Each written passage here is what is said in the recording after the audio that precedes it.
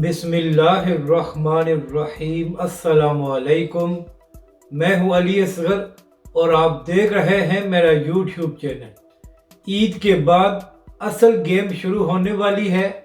क्या पीटीआई पर पाबंदी लगाई जाएगी और क्या इमरान खान साहब को एक बार फिर गिरफ्तार किया जाएगा? इस वीडियो में हम इसी के मुतालिक बात करेंगे। नाज़रीन कराम, वो लोग जो 4 साल तक इमरान खान की हुकूमत में वजारतों के मज़े लेते रहे हैं, वो सब इमरान खान का साथ छोड़कर भाग चुके हैं।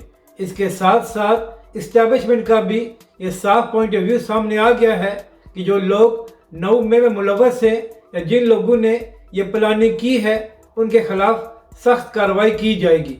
तो नाज़रीन कराम, पिछले कई दिनों से पाकिस्तानी न्यूज़ चैनल्स पर एक ही बात हो रही थी कि क्या इमरान खान साहब को गिरफ्तार किया जा सकता है या क्या पीटीआई को इलेक्शन लड़ने की इजाज़त मिल जाएगी।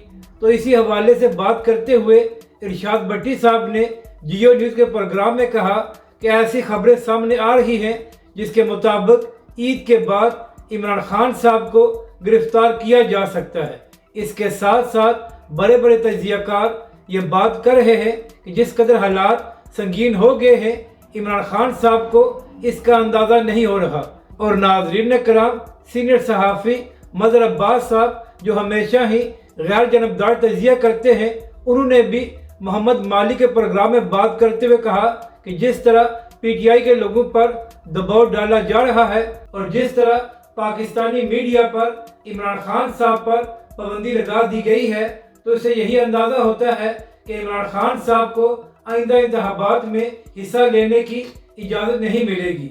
इसके साथ साथ मज़हर अब्बास साहब ने यह भी कहा कि जिस तरह हालात संगीन हो गए हैं, तो अगर पीटीआई पर पाबंदी ना भी लगी तो फिर भी पीटीआई को खुलकर इलेक्शन कैंपेन करने की इजाज़त नहीं मिलेगी, जिससे पीटीआई का वोटर मायूस हो जाएगा और लोग बाहर नहीं आएंगे और इसका फ़ायदा पीडीएम और मौजूदा हुकूमत को हो सकता है।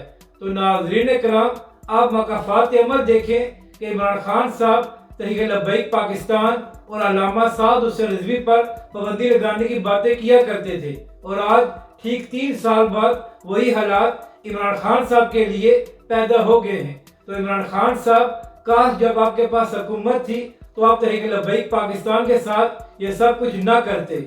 अपनी राय का ज़रूर इज़हार करें कि आपको ये वीडियो कैसी लगी और हमारे इस चैनल को भी सब्सक्राइब करें।